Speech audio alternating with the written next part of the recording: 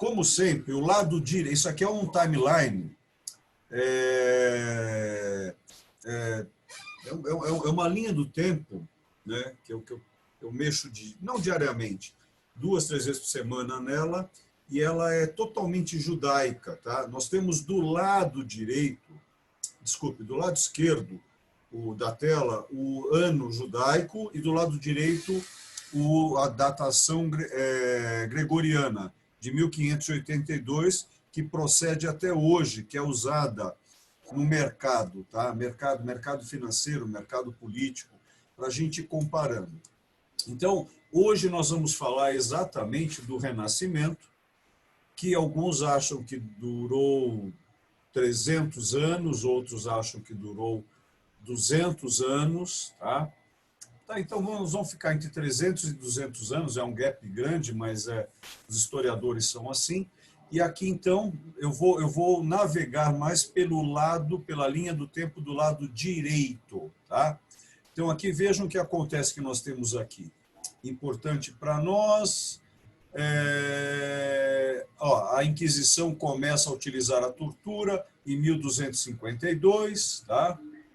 Eu já vou pular para a próxima página aqui. Tá? Os últimos Rishonim, perseguições e expulsões. Os judeus são expulsos, tá, da Inglaterra e da França em 1290. Na Inglaterra, nós não conseguimos entrar lá durante 300 anos. Não foi o caso da Espanha. A Espanha só expulsou quem convinha a ela. Né? Deixa eu ver aqui de mais interessante. Aqui também nós somos expulsos da França, como falei, já num período um pouco diferente. Indo mais à frente, aqui fomos acusados por causa da peste, né, bubônica, peste negra, em 1348. Deixa eu ver aqui mais. Temos aqui Radais Crescas, né? Que é uma pessoa que eu muito gosto, admiro, estudo muito ele. Vamos falar um pouquinho dele hoje. Deixa eu ver que mais aqui. Assim que, senão eu vou ficar, vocês vão me matar se eu começar a me debruçar em cada um deles aqui, né? Aqui, a Sicília de novo. Aqui nós estamos já entrando no 13º período, no Rishorim, a Harorim e até os dias de hoje, tá? Essa divisão judaica. De novo, o Império Turco aqui. Vocês conseguem ver o meu mouse?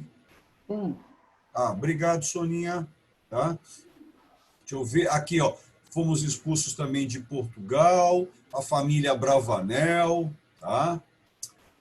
Aqui nós já estamos entrando propriamente no século XVI, né? Onde está forte o Renascimento. Tá? Nós temos aqui o estudo do Pardês. Pardês é pomar, tá? Em português brasileiro. É o estudo, porque Adão e Eva viveram no paraíso. Paraíso, Pardês, pomar, onde tem a árvore da vida, a árvore do conhecimento. Aqui ela é mais estudada e fortificada. E esse período morre também Moshe de Cordovero, o tradutor, né, de vários estudos judaicos importantes. Deixa eu ver aqui mais, vou dar um pulinho mais para frente. Deixa eu ver. Ok, e acho que até mais um pouquinho é suficiente para nós. Tá? Acho ok. Bem, vou sair daqui agora. Depois eu vou entrar um pouquinho mais ainda, gente, no meio da aula de hoje, do diálogo de hoje. A aula é muito... A gente não está aqui na academia, aqui é uma coisa mais íntima, onde a gente troca, né? Então, eu considero mais um diálogo nosso. Né? E quando vocês quiserem intervir, a gente é adulto, se vocês intervirem demais, a gente corta. Se for para trocar, a gente permite. Né? Então, é legal que a gente está num diálogo. Diálogo não, poliálogo. Tá? Não é diálogo, é um poliálogo. Estamos trocando. Então, agora vamos entrar propriamente na aula de hoje. Como falei para vocês, eu vou pegando o que nós vimos de slides da aula passada, só para vocês relembrarem. Aula passada, Idade Média, Iluminuras e Ocultismo. Claro que eu não agora consegui mexer. Lembram que em latim é Media Tempestas, tá? Onde foi usado pela primeira vez a palavra Idade Média, 1469. Lembrando que o período que nós estamos traçando hoje, na história, não história na arte, na história nós estamos aqui, ó, Idade Média, indo agora para a Idade Moderna, tá? Que é de 1453. Vamos lá, né? Aí os slides, eu não vou falar, né? Aqui, os slides da aula passada, para vocês recordarem. E quem não viu, está vendo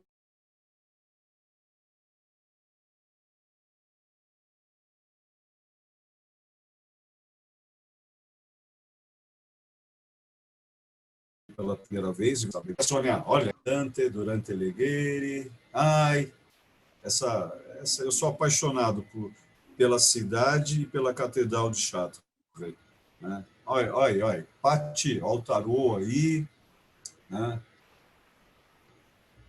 Esses são os livros importantes desse período. Né? Encerramos com o Santo Graal e a Cabalá. E aí, entrando na aula de hoje. Então, vamos lá. A aula de hoje, nós vamos falar do Renascimento, portanto, de Michelangelo, de Da Vinci e os segredos da arte. Mentira. Nós vamos falar um monte de outras coisas e tenham paciência comigo, tá? São períodos, quanto mais próximos da gente, mais aumenta a quantidade de informações e são mais claras. Mas quando a gente se debruça, por exemplo, estudar os sumérios de 5.000 anos atrás, também tem muito material. Depende de quanto você se debruça. Então, vamos lá. Aqui nós estamos na cidade de... eu não lembro o nome, Sônia. De onde que é? Que cidade é essa, Sônia? Não lembro. Florença. Caramba! Estamos aqui em Florença, aonde começa o Renascimento em termos de arte. Tá? Uma cidade importantíssima para isso. Daqui a pouco nós vamos falar da família Medici. Tá? Mas eu trouxe esse trabalho aqui de Bruegel, Geert Bruegel, onde ele trata da peste bubônica. A peste bubônica, gente, o marco dela é 1348. Ela começa ali? Não. Quando ela começa? Por volta de 1348, 1300, 500, uns 1.600 anos atrás, que se tem notícia que ela começou. Ela terminou? Não. Até hoje existe a peste bubônica, que vieram nos ratos, porém, o que fazia mal realmente era a pulga, que trazia o tipo de vírus que criava um bulbo, né? Onde enchia-se de sangue e ficava negro, daí a peste negra, tá? Que existe até hoje em determinados locais. Essa história toda de que vamos acabar com o coronavírus 19, eu não sei o que aconteceu com 18, com 17, com 16, com 15, o que está acontecendo com o 20º daqui a pouco. E lembrando que nós somos 75%, claro, 70% de água, o nosso organismo, e 75% de bactérias, de vírus, tem toda essa complexidade no nosso corpo. Então, eu acho que vocês devem estar ouvindo isso, né? Se você ficou muito tempo em casa guardado, você não criou anticorpos. Poxa, então quer dizer que tem que sair na rua? Sim, tem que sair na rua. Quanto? Não se sabe. Ou seja, é um complexo. Então, o renascimento pode ser o quê? O renascer após a peste bubônica. Não é relembrar da Grécia somente, mas pode ser, sim, alguns historiadores já colocam, já há um certo tempo, de uns 25 anos para cá, que talvez o termo renascimento advenha em parte disso.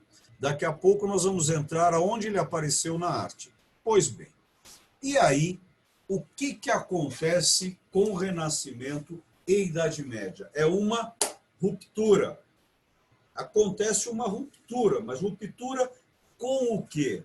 Lembram que no iluminismo, no século XVIII, falou-se muito, desculpe, que a Idade das Trevas, a Idade Média, era só a questão de Deus, tememos a Deus, né? Não se produziu nada. Como nós vimos na aula passada, na aula retrasada, vimos na arte como referência 1 e 2, o quanto foi e é importantíssimo a Idade Média. Esses 906 anos. Muito importante, tá? Agora, o homem é a medida de todas as coisas. Essa é a frase do Renascimento. O homem é a medida de todas as coisas. Por quê?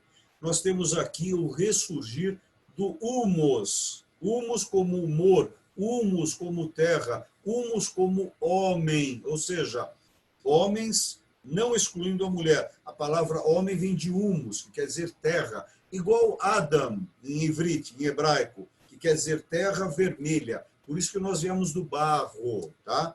Na tradição judaica.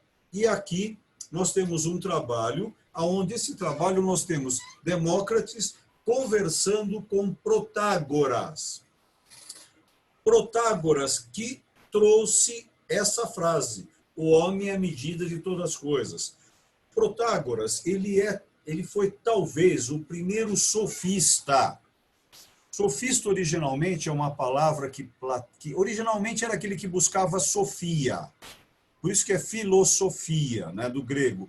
Gostar, filos, do conhecimento, sofia. Platão, né, dizia que os sofistas eram falsos. Eles usavam a verdade como bem lhe convinha. Então, Protágoras talvez tenha sido o primeiro sofista na forma da fala de Platão. Porém, sofista, na origem, é aquele que buscava o conhecimento. Porém, com o tempo, hoje em dia, você chama... você está sofismando. Quer dizer o quê? Que você está mentindo, você está enganando, né? Você não está sendo claro, objetivo. Você está usando de retórica. Isso é muito usado no direito, né? O ato de sofismar é usar de retórica. Pois bem, isso acontece muito no Renascimento. Porque o Renascimento é um período do renascer onde nós vamos ter um sistema preparatório para as leis, para a filosofia, para a arte, para a matemática, portanto, para a contabilidade, portanto, para a política. Olha a quantidade de coisas. Vocês vão ver aqui hoje, ó. Aí nós temos pessoas fundamentais, como Protágoras foi importante para nós aqui, Marsilio Ficino. Esse cara talvez tenha sido o cara que criou o socialismo. Ele é um cara muito importante nesse período e a maioria deles está ligada a ordens religiosas cristãs, né? São geralmente cristãos, tá? Onde eles têm todo um fundamento. Veja, ele está segurando um livro, né? Onde surgem as universidades, lembram? É esse local, porque onde está o livro está a universidade, a leitura, né? A compreensão, né? Então, esse é um ser muito importante nesse período, e geralmente quem conhece ele são historiadores. Ele não é muito falado, mas é muito importante, tá? Ele é conhecido por Ficino, Marsilio Ficino, tá? Pois bem, ele trouxe o neoplatonismo. Acabamos de falar de Protágoras. Nós estamos falando de Protágoras. Protágoras é de 480 a.C. Ele é antes do Trimurti, né? Ele é de Platão, Aristóteles, Platão, Sócrates e Aristóteles, tá? Aqui ele traz para nós o neoplatonismo, que surge no século III. Neoplatonismo é uma vertente da filosofia platônica, vertente, não é a filosofia platônica, é uma vertente que surgiu no século II, III, no contexto da filosofia e religião grega, ou seja, os gregos se chamavam de helenos, né? Portanto, helenística, né? O termo não encapsula um conjunto de ideias, tanto quanto encapsula uma cadeia de pensadores que começou com Sacas, Amônio Saca e Plotino. Plotino, para nós judeus, é muito importante, porque Plotinos ele bebe de uma fonte de conhecimento judaico importantíssima, a interpretação dele dos textos são importantes, principalmente a visão dele, portanto, neoplatônica. O que é Platão? É o mundo das ideias. Então, o que é o neoplatonismo? É um aprofundamento maior do mundo das ideias. Então, Plotino ele tem textos sobre a questão do universo, a questão da alma, junto com Amônio Sacas, importantíssima. Então, se um de vocês quer se aprofundar nessa questão de alma, de ânima, ânimos, qual fala Jung, tá? Ou se aprofundar no neoplatonismo, ou mesmo em Platão, você vai ter como colega a tosse da Sônia, aonde nós vamos pegar Plotinos. Não. Agora, vejam que interessante. Esse é um trabalho de Rafael Zanzio, tá?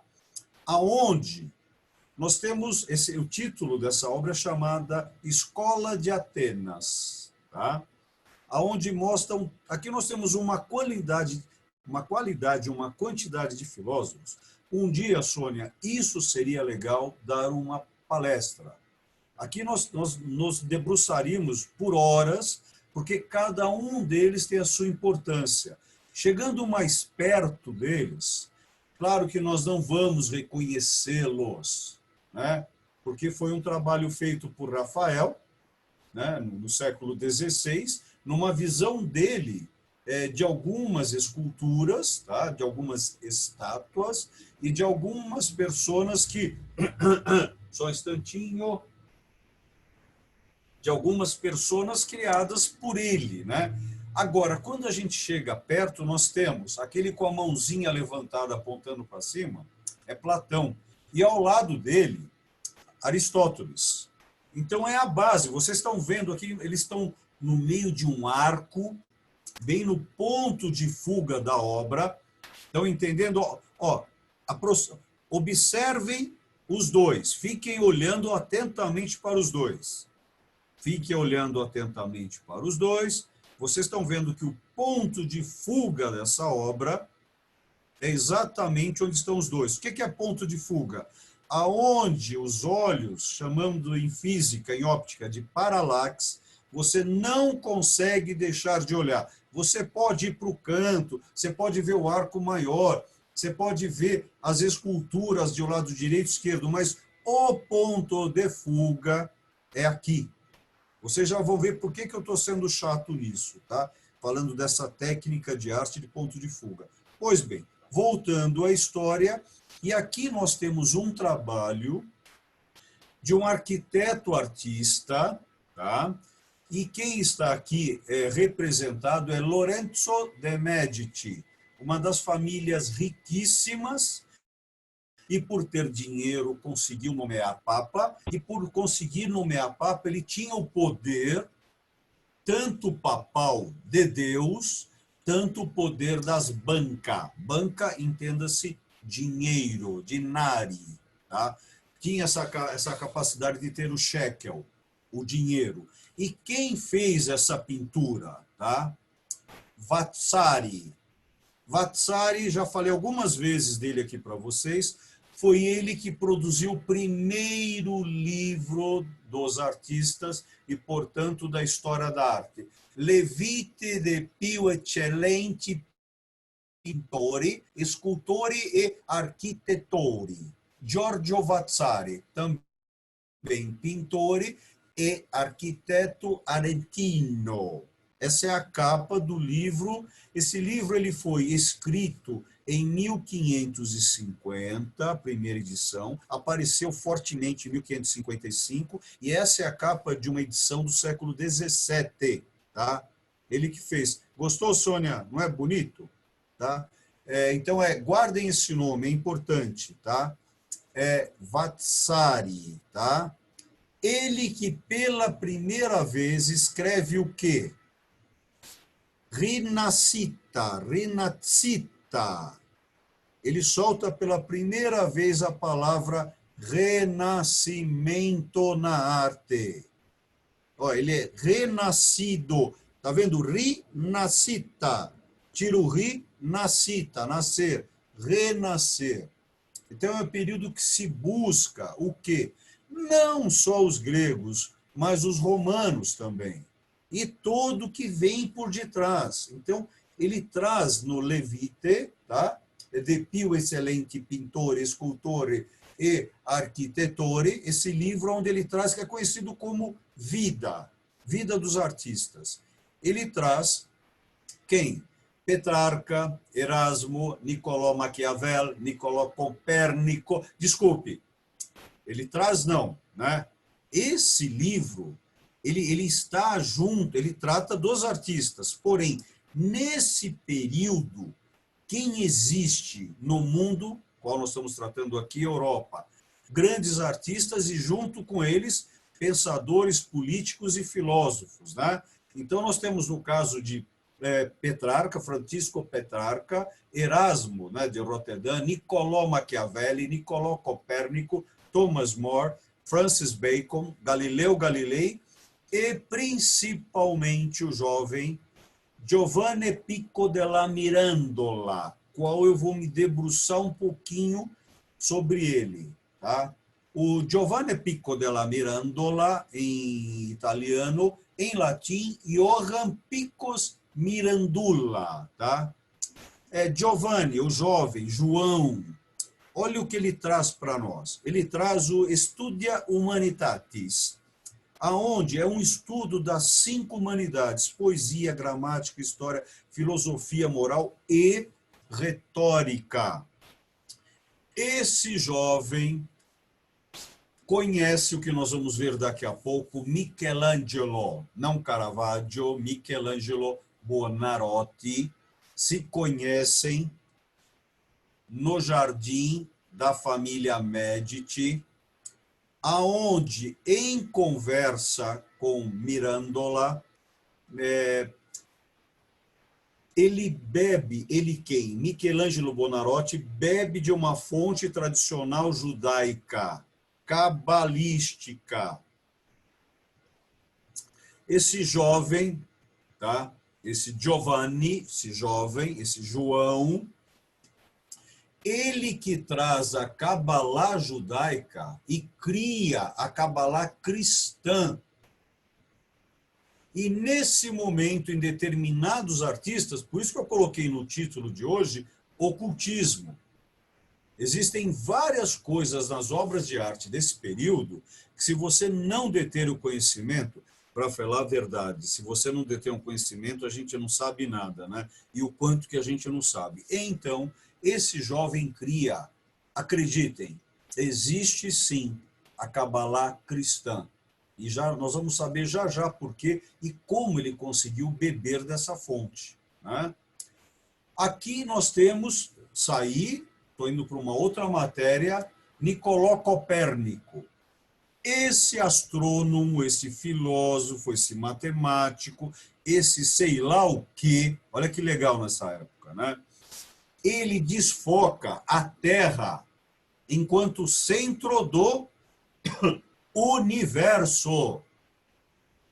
Ele não coloca, ele muda tudo ali, que é importante, ele coloca o Sol como centro do universo, que nós sabemos que não é verdade.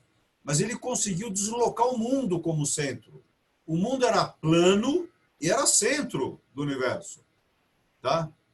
Para uma maioria, para uma pequena maioria, já sabia-se que a Terra não era plana, tá? Para falar a verdade, desde mais ou menos 1500, 1700 anos já se sabia por cálculo, 1600 anos já se sabia por cálculo que a Terra era redonda, tá? Por causa da inclinação do Sol no horário de zênite, né? Você consegue, através do relógio chamado Gimono, pela sombra dos objetos, saber que a Terra é sim redonda. Agora, Copérnico, tá? Esse polonês, ele consegue, tá? Descentralizar a Terra, colocando o Sol como centro, tá? E aí a igreja até que aceita, porque é o Sol, né? Pois bem, aonde ele escreve, né, Nicolai Copernicito, tá? Ele coloca aí, bus orbinum celestium. Ele muda a ordem celeste. Ele consegue essa transição, né? Ele faz esse facsímile, tá? Pois bem, falando disso, nesse momento começam a surgir não as cartas náuticas, não os mapas, mas os chamados portulanos, portos, né? Aonde nesse período, esse é um mapa, tá? Aonde já se conhece quase que todo o planeta, menos a Antártica. Ainda não era conhecida a Antártica, tá? Pelo menos pelo que se sabe por esse mapa. Se a gente que estuda e pegar o mapa de Piri Reis, desse turco, nós vamos ver a Antártica, tá? Aí é muito interessante essas pesquisas. E esse mapa, imagina, ter um mapa desse é como ter uma máquina do tempo na sua casa. Ter um mapa desse é ter o segredo do mundo.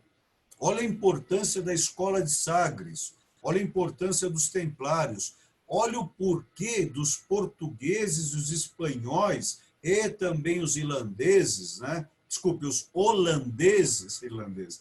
holandeses conseguindo esses conhecimentos, tá? Olha a importância desses portulanos que se transformarão em cartas. Olha a palavra carta. Carta, charta, charactere, caractere, caráter. Que seriam as cartas do tarô. São as cartas, são marcos. Tá? E esse período é um período já muito conhecido, por isso, lembrando, né? A América foi descoberta em 1492, tradicionalmente, os vikings já estiveram lá no século 1000, no ano 1100, tá? Claro que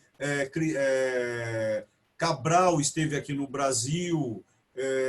Esse período é um grande período de explosão, portanto, do mundo, né?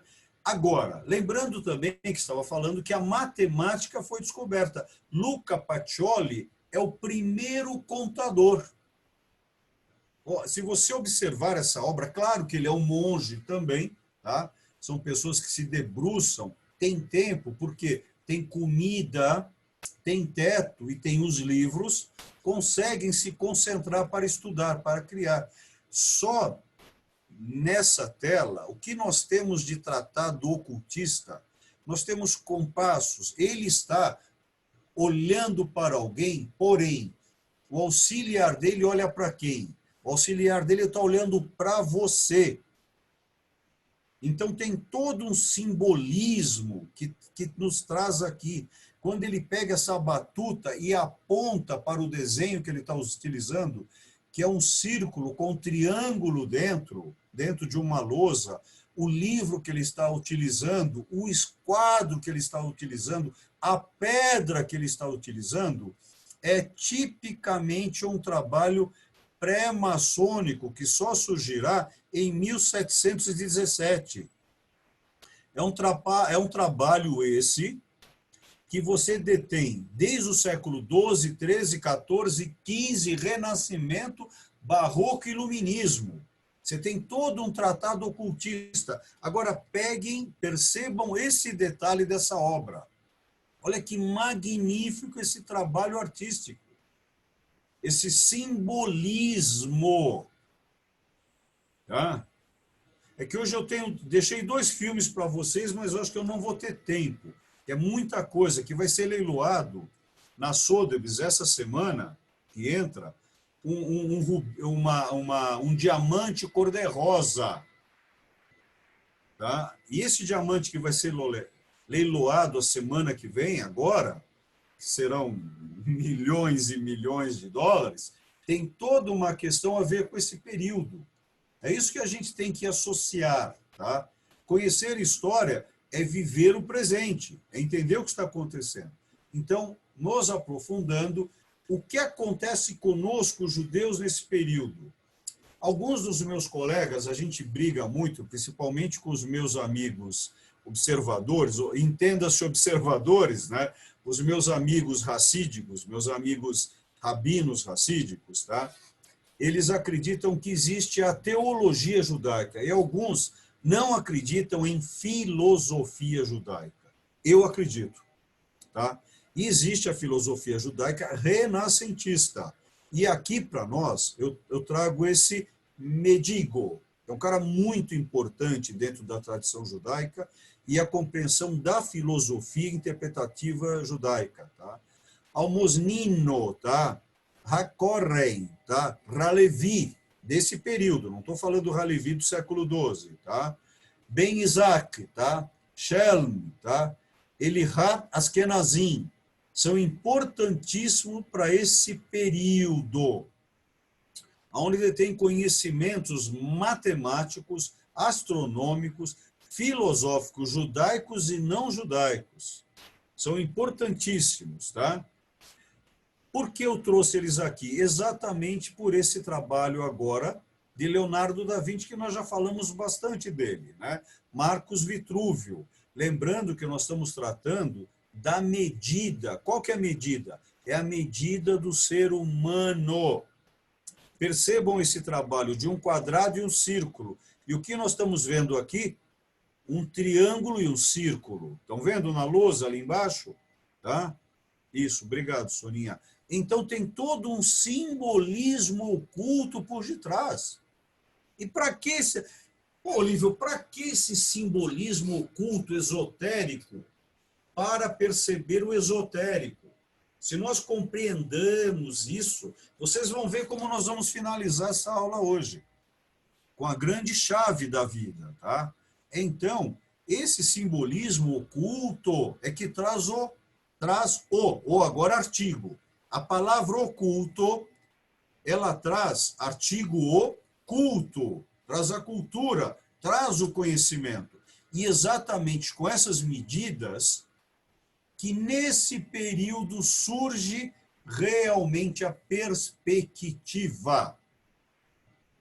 Esse é o momento da perspectiva. Esse círculozinho aqui é você. É você que está ali no círculo. E isso que vocês estão vendo é uma obra de arte. Esse é o momento dos planos na perspectiva. Percebam isso. Você percebe que existem vários planos nessa obra. Vejam aqui. É como nós... você é aquele círculozinho que está percebendo os planos. Os vários planos. Agora a pergunta, por que que nós conseguimos ver esses vários planos? Por causa da nossa mente. Então, o que acontece nesse período é a mudança de estado de consciência. É a mudança de como se pensa. É a observação. É o esoterismo e o exoterismo. Você conseguir se conhecer. Veja, Panofsky, tá? Não vou ler aqui, senão vai ficar chato, mas é muito importante. Erwin Panofsky, esse judeu alemão, onde ele trata da questão da iconologia, a iconografia. É importantíssimo isso para quem quer se debruçar no oculto da obra de arte enquanto um acadêmico. Tá?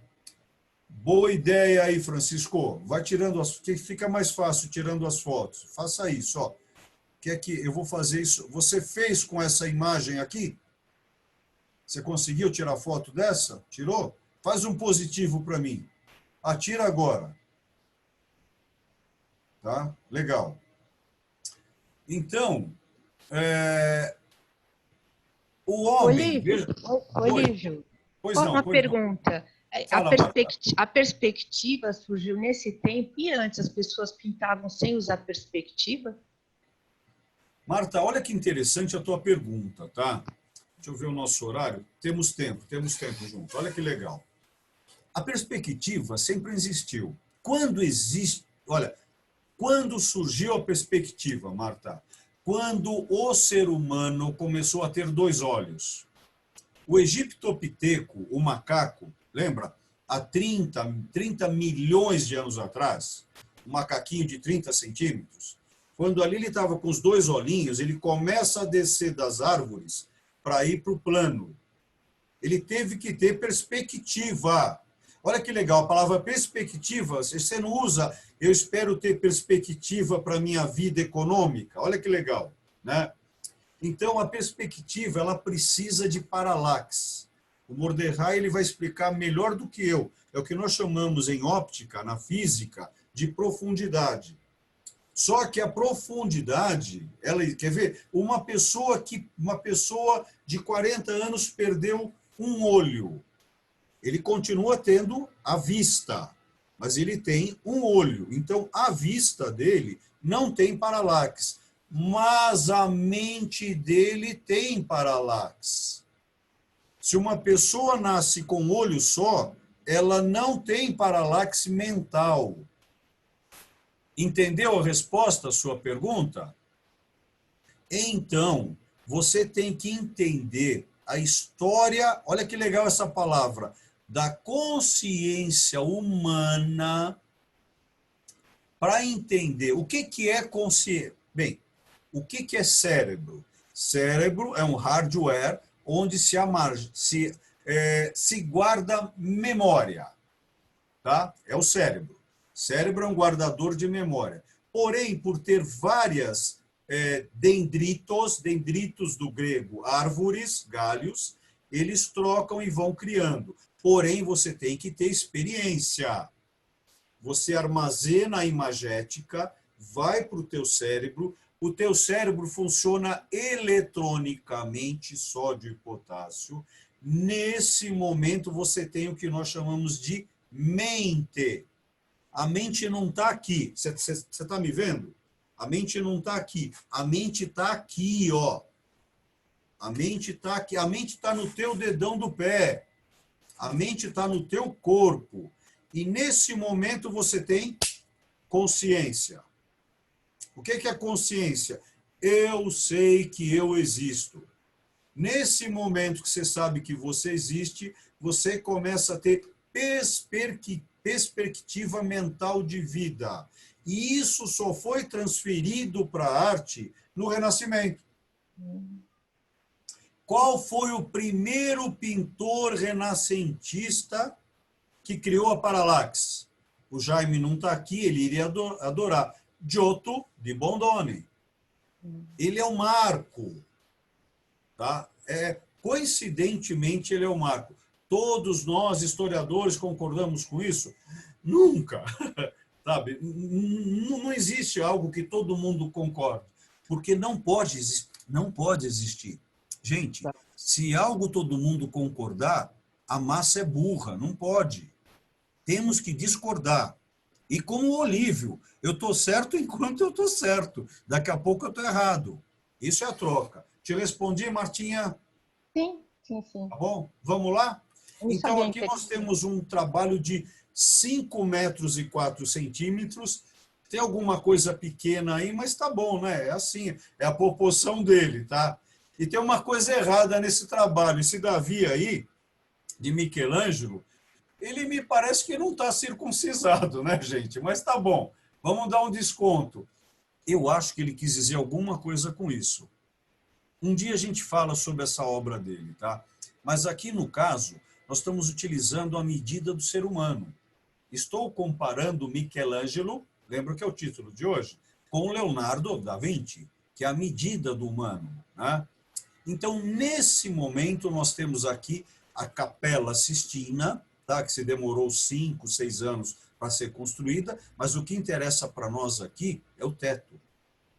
Tá? Esse teto. Claro que isso aqui é magnífico. Quando você entra, né, e vê aqui, bem, tá bom, aí eu vou me perder aqui, esse é o local mais importante do cristianismo, porque aqui que é votado o Papa. Olha, eu estou falando baixinho porque é o grande segredo deles, tá bom? Vamos lá. Então, Olha a quantidade de informações que nós temos aqui. Olha isso. Olha esse diagrama. Então, todo esse diagrama, Marta, depende do conhecimento que você tem. Aqui, o que está escrito aqui é toda a história judaica desde 3601, com Adão e Eva, 3601 antes de Cristo, tá? Até esse período. Esse período é muito importante, porque aqui que a Torá, o Tanar, ele é fechado, ele é constituído. E é por isso que eu estou trazendo para vocês Pico della Mirandola, no Jardim da Família Medici, conversando com Michelangelo. Estão sacando o que tem de oculto aqui? Só que tem que se debruçar, tem que estudar. Olívio, você sabe disso tudo? Tô rindo de mim, tá bom, gente? Não dá. É por isso que tem que ter, por isso que existem sociedades secretas, porque sozinho não dá. Tá bom? E aqui, o que tem nesse conteúdo aqui? Ó, a separação da luz e das trevas. Só que aqui está errado, porque para mim é sempre a colocação das trevas e a luz.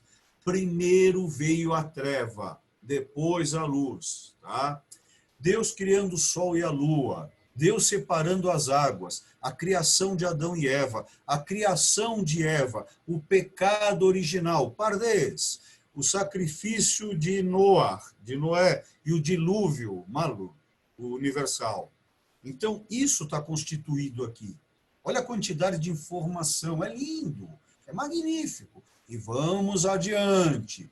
Aqui nós temos também essa iluminura tratando aqui, né? Nós temos ao lado direito, estão vendo ali, ó, Jesus, né, com a sua mãe, né, Maria, né, falando com os 3 magos, tá? E outro lado, nós temos um cara chamado Paz, Salomão, conversando com uma mulher que foi encantada por ele e conforme for, ele deu para ela guardar, né, o nosso grande segredo, né? Tá, vocês sabem o que eu estou me referindo, né? A arca perdida. Por isso que ela saiu, né, de Israel e foi para a África. Mas aí são outras histórias. Eu estou no meu tempo aqui. E aí, nós temos como essa última obra para encerrar o bate-papo de hoje, por enquanto, tá? Hans Holbein, tá? Um trabalho de um artista, tá? Desculpe, é alemão, é Hans Holbein, tá? É alemão. Os Embaixadores, uma bonita pintura do Renascimento. Vocês concordam com isso? Um trabalho eclético, a quantidade de informações, né? Um alaúde, uma luneta, um mundo, o outro mundo em cima, né? Textos, tá? Nós temos essa tapeçaria. Eu não sei se vocês conseguem ver o meu mouse? Conseguem ver? Tá? Estão vendo aqui, ó? Tem algo oculto aqui. Tem um grupo de uns amigos meus estudam isso até hoje, tá? Agora, é uma pergunta para vocês. O que vocês estão vendo nessa pintura que é diferente e que não é inteligível? Embaixo, parece que tem um quadro. Ah, não, é uma caveira. Opa! Essa imagem que parece oblíqua. Né? Olha, a imagem do chão. Tá. Essa caveira, sabe como vocês vão consegui-la ver? Se vocês estiverem na frente dessa obra e olharem de lado. Ela está em perspectiva. A obra... Gente, essa obra, eu não fiz nada nela. Ela é assim. O que esse cara quer dizer com isso? É uma caveira. Vamos ver a caveira mais de perto. Tá vendo aí, Carol? Olívio, posso... Sim, dá para ver. Olívio, posso falar uma coisa? Daquela... Espera, é uma só? Tá. São 2 ou são 3? Pode, não, claro. Não, rapidinho. Aquela imagem... Não tem pressa. Vai, fala. Não aquela imagem à esquerda que você mostrou em cima, vendo na tela do computador, parece Jesus na cruz. Isso. Para mim. Não é para você. Né? Não é para você. Você consegue ampliar aí na tela que você está? Então eu não consegui ampliar, mas olhando assim, é a imagem lateral de Jesus crucificado. Então, olha só. Que cor que é a cortina? Eu vou chamar de cortina. Não é cortina, mas que cor que é a cortina atrás? Verde. Verde. Verde. Por que verde? Porque verde lembramos que o inglês da época é o latim. Verde vem de vis, movimento, ver, verdade. Essa tapeçaria daqui, você precisa analisar quem foi que fez aqui, qual que é a imagética, a iconologia dessa tapeçaria. Por que que estão esses dois? E eles estão olhando para quem? Estão olhando... Vocês vão falar assim, para mim. Eles não estão olhando para mim. Vocês não estão falando isso para vocês? Eles estão olhando para mim. Então, eles estão trazendo uma informação. Eles estão trazendo a grande chave da vida. O que que é? Saber que nós vamos morrer. Agora, o que que é morte? Morte é a mudança de pensamento. A morte do corpo é uma coisa. Mas se você não descobrir o conhecimento que está nesse acervo deles, você não vai entender o que é a mudança de estados de consciência. E é para isso que o Renascimento explodiu. Por isso que tem o termo de renascer. E essa é a grande sacada. Tá? Hoje nós estamos nos ambientando para falar do barroco, ciência e filosofia e a interpretação simbólica da próxima aula. Por isso que nós hoje nos preparamos aqui, para isso. Bem. Oi. Está escuro aqui. Deixa eu ligar a luz. Eu também estou meio no escuro agora, não estou? Estou meio... É a caveira. Tá, nós temos ainda... Agora temos um tempo para um bate-papo, né, Soninha? Tem. Temos. Então... E aí, gente, o que que... Hoje nós estamos num petit comitê, né? Nós estamos em quanto hoje? Quantos? 15, olha. Que bom. Então, vamos rasgar isso aí, vai. Vamos... Não abusem de mim, mas me usem, tá? E aí? Eu tenho uma pergunta, posso? Você não pode. Você estava com coronavírus. Quem está com coronavírus não pode. Outra pessoa, por gentileza. Fala, Carol. Fala, bonitinha. Como que Pico della Mirandola ele transforma a cabala nossa judaica em cabala cristã? Ele só adequa termos? Como que foi feito isso? Boa. Eu não posso falar a palavra que é o que a Carol está fazendo comigo agora aqui, né? Ela não, tá bom. Me ferrou, né? Tá bom? Em primeiro lugar, ele morreu muito jovem, tá? Ele morreu muito jovem. Mas uma pessoa de uma iluminação... É igual... Vocês lembram aquela luz que a gente... Deixa eu ver aqui. Acho que todos viram. Lembram aquela luz incandescente que a gente tinha em casa? Que na hora que a gente ligava e ela dava uma luz tão forte que queimava? Vocês lembram disso? Né? É exatamente Pico della Mirandola, um jovem que ele teve uma iluminação tão grande, que o corpo dele rachou. Ele foi tão iluminado assim, esse cara, tá? E aí ele teve a condição interior, genética e o habitat. Eu acredito na genética e no habitat. Ele juntou todas essas informações e foi basicamente como você falou, Carolina. Ele começou a traduzir. Ele sabia falar muito bem, claro. Ele pensava em italiano, sabia muito bem o latim, sabia muito bem os idiomas latinos, e aí começou a se debruçar no grego e no ivrite, e no hebraico. Nesse momento, ele começa a traduzir. E percebe... o que quer dizer traduzir? Lembra? Fala, Carol. Trair. Então, ele começa a se sentir traído. Ele percebe... Vocês sabem disso, que traduzir é trair. Eu não acredito em sinônimos.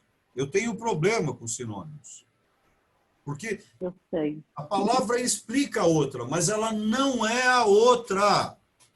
Eu sei que você não aguenta mais ouvir isso de mim, mas uma palavra não é igual a outra. É sinônimo, ok. Sinônimos igual a outra. Não é. Ela pode ser parecida. É como na física. Lembra, Mordecai? Não existe nada igual. Só que, desculpe o que eu vou falar agora. Nós somos preguiçosos. A gente não consegue ir quebrando as coisas para pensar. Eu estou falando de mim. A gente não consegue. Então, a nossa mente, ela foi educare, conduzida, educação, conduzida a ter uma forma pensamento. Então, nós temos que quebrar essa forma pensamento e abrir para descobrir as coisas. Porém, a gente não pode fazer muito isso, senão a gente sai do sistema e fica anormal, fica louco. E às vezes não consegue voltar a pensar normalmente, que é muito legal e que é muito chato. Só que você não pode extrapolar. Se você extrapolou, às vezes não dá para retornar. Esse moleque não retornou. Ele entrou no recebimento, na Kabbalah, começou a utilizar a Kabbalah na tradução com o conhecimento cristão, e aí ele foi a ter, claro, com os filósofos judaicos da época. Quando ele começou a beber desse conhecimento, e Kabbalah não adianta, gente. No livro, é magnífico. Quer ver que legal? Nós vamos pegar Cidade de Toledo, 1250, estudantes cabalistas cefas tentando modificar o estado de consciência. Eles liam, e aí, o que eles tinham que fazer para mudar o estado de consciência? Fala, Carolina. Chorar. Tem que chorar. Se não chorar, não muda o estado de consciência. Vocês entenderam o que... é o judeu cefa na cidade de Toledo, que é diferente dos Askenazim, tá? Na Alemanha. É outro tipo de exercício. Imagina quando esse grupo se juntou nos Pirineus. Aí nós vamos entrar em René-le-Château. Vocês já ouviram falar nessa cidadezinha na França? Não? Aonde Robert... não é Robert. Dan Brown faz aquele pseudo-livro, tá? Que é muito legal. Sandra, se prepara que um dia a gente vai marcar aqui para você beber de uma fonte desse período. É bem legal ler o Código da Vinci, porém, como conteúdo histórico, não histórico, conteúdo histórico. Então, nesse momento, Carolina, ele percebeu que estava se traindo com a tradução, aí ele foi para a prática, indo atrás da comunidade que ele tinha acesso, lembrando que a Itália desse período é onde surge a tradução do Zohar, na cidade de Livorno. Olha só, lembra disso? Você tem ilustres ali, principalmente nós temos o que deu origem a Baruch Spinoza, a família de Modigliani, que é de Livorno. Olha essa bebida, gente. Olha isso. Então, esse garoto, esse jovem, né, Giovanni Pico della Mirandola, tá, o Mirandula, né, ele bebe isso e começa a praticar. Agora, vários artistas que conviviam nos jardins de Médici beberam dessa fonte. Então, se você tiver capacidade de se debruçar, ou seja, barriga cheia, cabeça protegida e um pouco de inteligência, compare as informações. Só que tem que se debruçar e tome cuidado, que é um caminho sem volta. Tá bom? Fechou? Vamos lá? E aí? Tá escuro, não tá?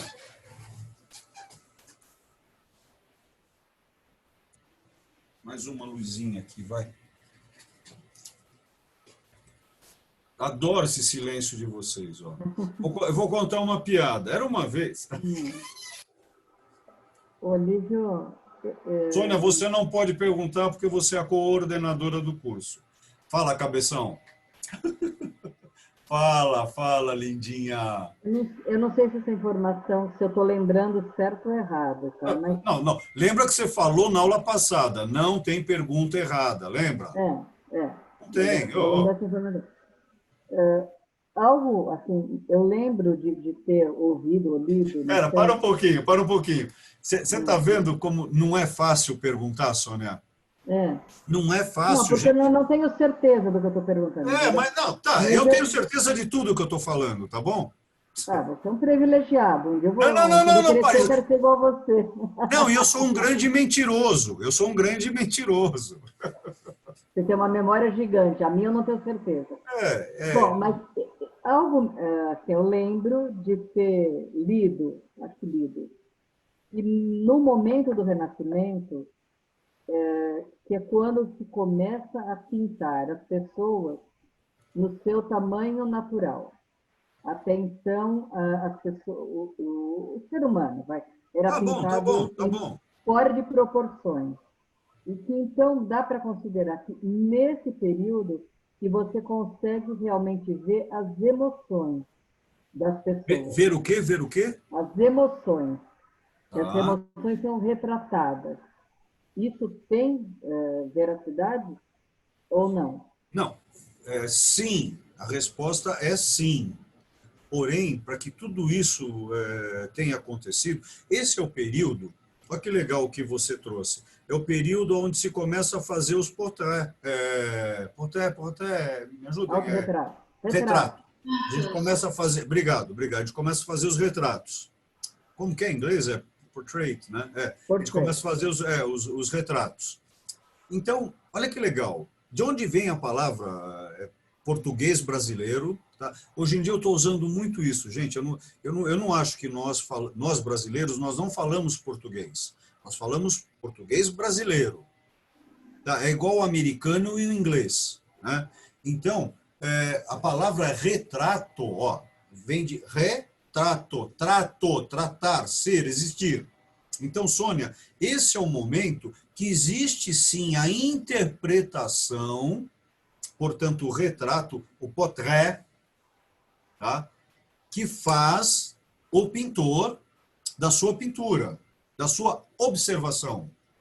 Então, o observador, enquanto artista, lembrando que é nesse período, guardem isso os artistas presentes, todas as palavras nesse período que virão para a arte são palavras de origem alquímica.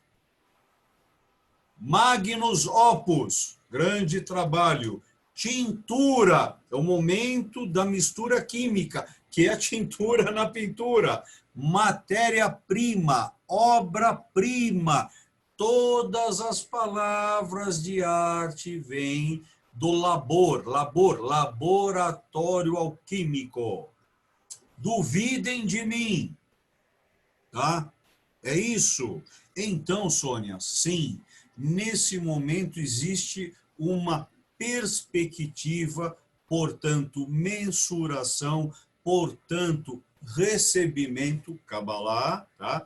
De uma compreensão divina compreensão divina embasada na ciência matemática. Não é à toa que esse é o momento que em Veneza aparecem as bancas. aparecem os bancos. E quem está lá sentadinho na pracinha São Marco, lá, que conhece idiomas e sabe fazer cálculo? É a gente, estamos lá nas bancas. Já que banca, estamos, que será chamado hoje, em português brasileiro, de banco.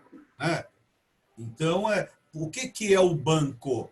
É o change, é a troca da moeda. Então, você precisa falar os idiomas, fazer o cálculo para poder fazer o câmbio, né? A troca. Então, esse é o momento, olha que palavra estranha para agora, né? Esse é o momento mágico. Eu jamais chamaria esse período de renascimento. Se um dia eu tiver potência como historiador, eu chamaria esse momento de esclarecimento. Tá? O alemão chama de Klarung, tá? O momento da claridão, sabe? Aonde tudo vira claro. Você deixa de ser estrábico, você não tem mais problema de vista. Você consegue ver como tem que ver. É um período muito importante. Eu não vou entrar nisso aqui agora, mas quantos livros que sumiram nessa época? Sumiram. Eles estão soltos ainda por aí. Mas você tem uma quantidade de livros não permitidos, os livros malditos. Tá? Por que é nesse período, se preparem, ó,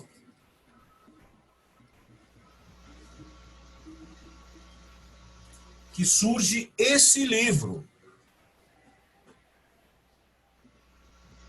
Corpus Hermeticum. Tá? Esse é um livro, tá, que foi editado por um amigo nosso da comunidade, Américo Sommermann. Demos uma palestra na biblioteca do clube sobre. E quem ajudou a traduzir esse livro? Pico della Mirandola. Como que ele achou isso? Então, se guardem, é importante, tá? Que foi, Carol? Não tô tapada. Desliga, liga o som. Está ao contrário o nome para gente. Está ao contrário para vocês? Telhado. Se ferraram. O nome do livro Não dá para ver. Corpus Hermeticum. Tá? Hermes Trismegistus. Esse livro é importantíssimo no Renascimento. O Mordecai está se segurando já umas 10 horas ali para falar alguma coisa. Fala, Mordecai. Fala, Mordecai. Rapidinho. Não, para. É o seguinte, você disse, vamos ver se me lembro, se me corrija aí, você disse que o Renascimento seria renascer após a peste, seria uma das... Né? É uma das teorias. Então, levando para os dias atuais, analisando o que esse vírus que todo mundo fala que a ficção imita a realidade, ou a ficção é pior do que a realidade, ninguém poderia imaginar o que está acontecendo agora. Aí a minha pergunta está associada, no seu caso, quer dizer, em termos de um conhecedor da arte, de outros assuntos, o que você acha que vai vir em relação ao renascer após isso, na parte específica da arte? E por que da arte? Deixa eu explicar por que da arte. Me desculpe, não, é uma pergunta assim.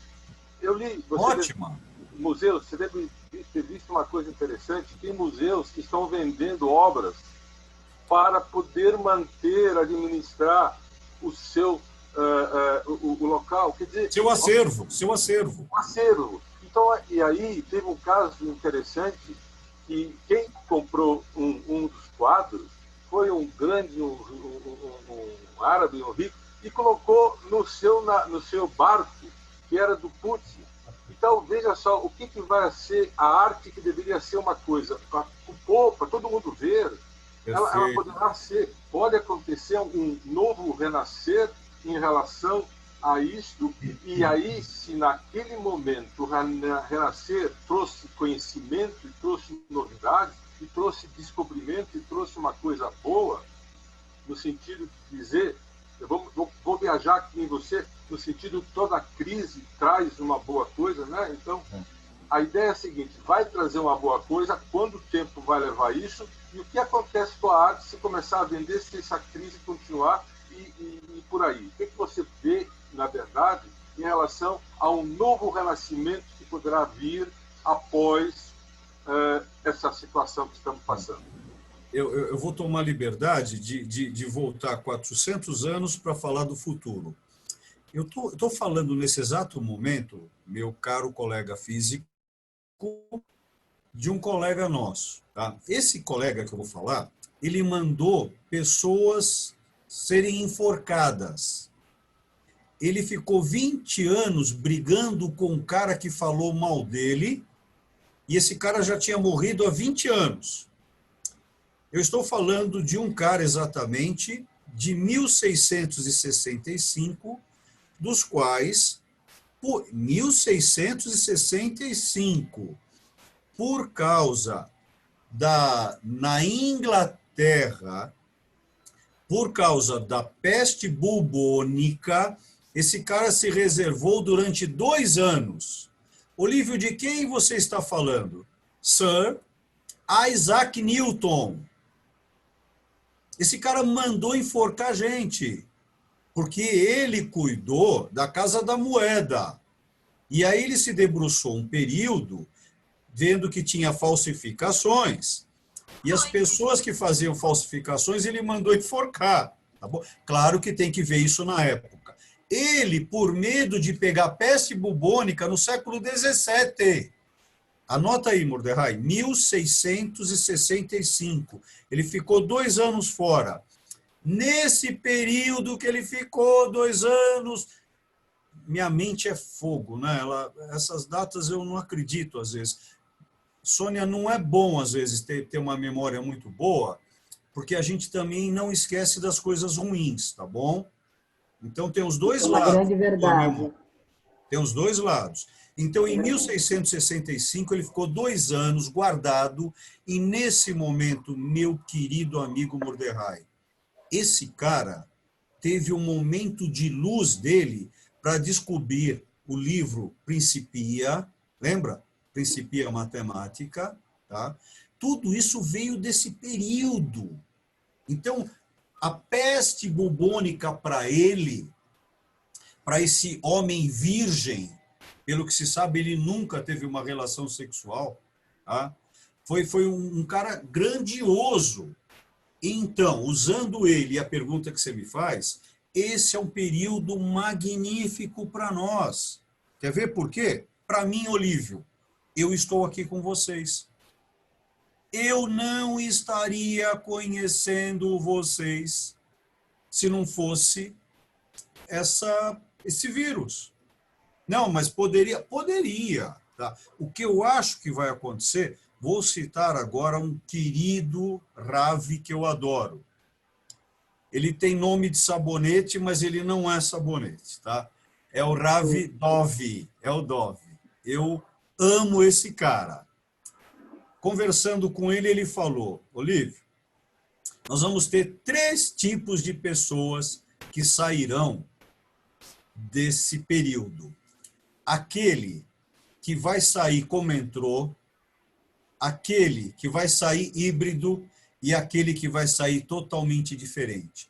Eu estou saindo híbrido, Mordecai, e o que eu estou achando, isto aqui é um presente, porque nós estamos vendo que tem muito de política. A ciência, ela está embasada na política. A matemática está embasada na política. O dinheiro está embasado na política. Eu espero que pessoas como nós, que somos muito poucos, olha só, esse assunto que nós tratamos aqui, que é um assunto, arte como referência, porém transdisciplinar, lá vou eu. Quantas pessoas conversam sobre isso no mundo? 0, 0, 0,00001. O restante nem sabe disso.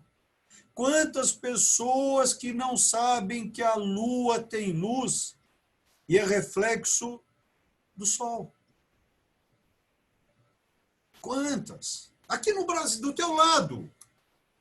As pessoas que trabalham com a gente.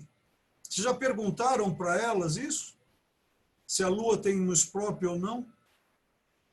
Então, eu acho que nós estamos num período magnífico, provocatório, provocativo, que vai ser utilizado como aconteceu em 1348.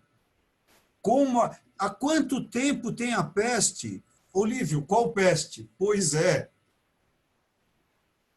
Nós somos constituídos de vírus e bactérias. Eu tenho ácido sulfúrico no meu estômago. Você está me xingando, Boris? O Boris liga o som, pô. Liga o som, chato. Não é sulfúrico, é clorídrico. Não, tá bom, mas agora eu posso deixar um pouquinho mais tenebrosa a história? Agora pegue o fluorídrico... É sulfúrico, que seja sulfúrico. Eu não, eu sei, mas pegue o fluorídrico e coloque sobre um papel. Você já colocou? Pega o sulfúrico, coloque sobre um papel. Ferrou. Agora, como que o meu estômago consegue, por causa das parênquimas, né? Me corrijam os médicos aqui. As parênquimas são próprias para esse tipo de acidez. Então, depende aonde está, é o de sempre. Depende do tempo e da geografia. É isso, depende do restaurar ou do restaurante que você frequenta, né? É louco, né? Mordecai, eu acho que é um período mágico para a gente poder contemplar, cara. Sabe, eu vi ontem nesse jantar que é bem legal, sabe? É bem legal você ver as pessoas se protegendo. Como eu tenho problemas, eu sou um cara carente, tá? Meus amigos sabem disso, né? Eu beijo os meus amigos, eu abraço... Para de rir, Sônia.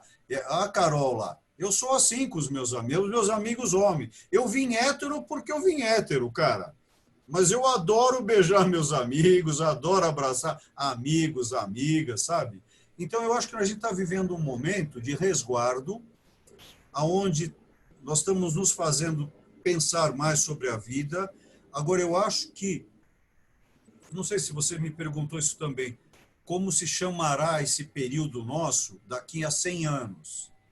Eu acho que será um período onde nós vamos ver realmente quem são os nossos políticos. Eu chamaria de uma nova polis, uma nova cidade. Nós estamos vivendo um período onde nós estamos percebendo que a consciência que nós temos, o que eu falei para a Marta, é muito pequena essa nossa consciência. E a nossa educação, ela foi muito... Gente, nós que estamos aqui, que isso, né? Olha que beleza que a vida nos deu. Se vocês estão com algum problema, tá? Olhem para o lado. A vida nos deu um presente de sermos como estamos. Tá com dificuldade de pagar uma conta? Que bom! Você está vivendo para pagar conta. Você vai conseguir trabalhar, vai conseguir ganhar para poder pagar. Eu fico muito feliz quando chega a minha conta de luz. Que eu sei. Minha mãe... Vou te mandar a minha, tá? Não, a tua eu já fico descontente. Mamãe Cefa fala sempre para mim assim, né? Carol, você não aguenta mais ouvir isso, né, da Nelly, né? Mamãe fala assim, ó. O problema do louco é um só. Ele não sabe que é louco. Né? E talvez isso não seja um problema, né? Tá? Então, Aí agora eu vou aproveitar o ditado de papai. Doutor Olívio, meu pai, falava assim, né? Acho que eu já devo ter falado isso para vocês. O que importa não é ter dinheiro, é mandar em quem tem. Olha isso, gente. Esse é isso bom. É muito louco. Então, Mordecai, o futuro tá para quem adquirir, Marta, a sacada da consciência. Como conseguir consciência? Harari. Meditação. Meditação. Buscar o vazio interior. Porque quando você acha esse vazio, aí você volta, vazio dura quanto? 1 segundo, 3 segundos, 4 segundos. Quando você volta de novo, as coisas se encaixam. Por isso que eu medito. Eu não medito para achar minha paz interior, que eu não quero porra de paz nenhuma interior. Eu quero um Boris do meu lado me perturbando. Eu quero. Ô, Olívio, O que é, chato? Deus criou os loucos para perturbar os sábios? Não. Não, os sábios são loucos. Entende o que é, gente? Agora, cadê o Nilson? Tá ainda aí? Tá, né, Nilson? Nilson, isso é a nossa comunidade, cara. Entende? E hoje a gente está elegante, a gente está se respeitando. Estou gostando de participar, acredite. E, Olívio, mas não é para perturbar, é para confundir. Não, olha, e de onde vem a palavra confundir? Confundir, fundir, daí vem o palavrão. Vem dos metaleiros. Vem dos... Outro, adoro, adoro. Eu cantava numa banda, cara. E eu sempre... vocês sabem que mas eu faço tudo muito bem. Imagina eu cantando e tocando. Nossa, que coisa que era. Era pior do que dando aula. Isso é sério ou é piada? É verdade.